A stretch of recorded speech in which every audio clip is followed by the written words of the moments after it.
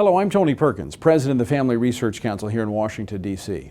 As you know, the California State Legislature passed and Governor Jerry Brown signed SB48 into law.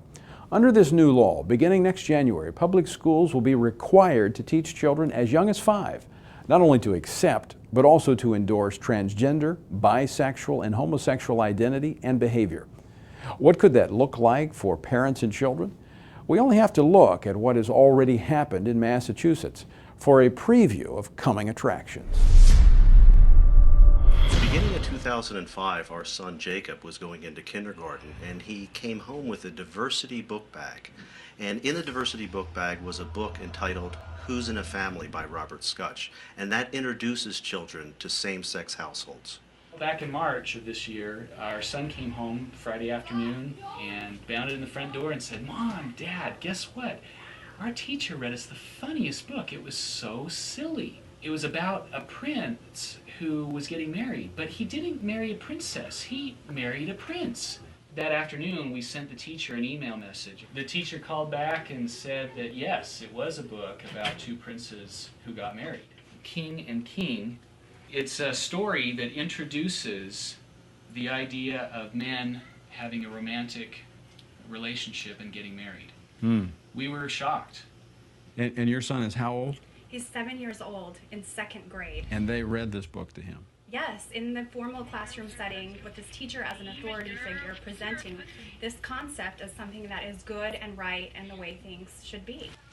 After the diversity book bag came home, we realized that the intention of the administrators and teachers was to affirm these relationships and gay marriage in the minds of children. When we went into the school, what we requested is parental notification when these issues are brought up by adults within the school, and the option to opt our child out of this type of indoctrination. And then she said, well, she had checked with the administrators and they had said that this was not a parental notification issue.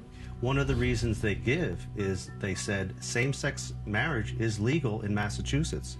Therefore, we can broach it anytime with your child. So when she would not acknowledge our parental rights in this area, we then went to our Judeo-Christian beliefs and our faith and said, well, you wish to affirm homosexuality to our son. You're presenting that which is sin as though it is not to our son, and we cannot allow that. And I said, I'm prepared to sit here all night until I see some form of accommodation as a parent. To make a long story short, the accommodation they gave was to put me in handcuffs and send me to jail.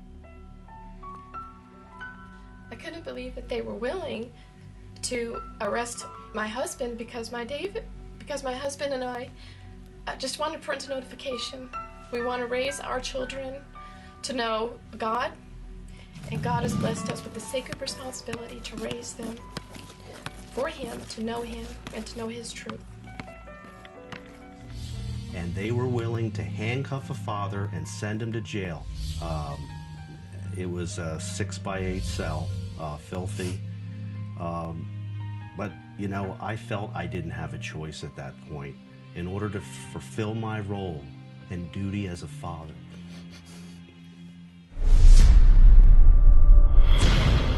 What has happened to these parents and children is unthinkable. Yet elected state officials in California have voted to do something similar.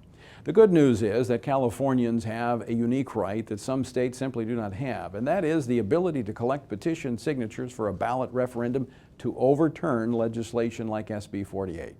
The challenge before us is to collect 750,000 petitions before the end of September. So sign the petition and encourage your family, your friends, and your fellow church members to do the same. Visit stopsb48.com. A referendum will give we the people the opportunity to do the job Governor Brown refused to do, veto SB48. Again, visit stopsb48.com.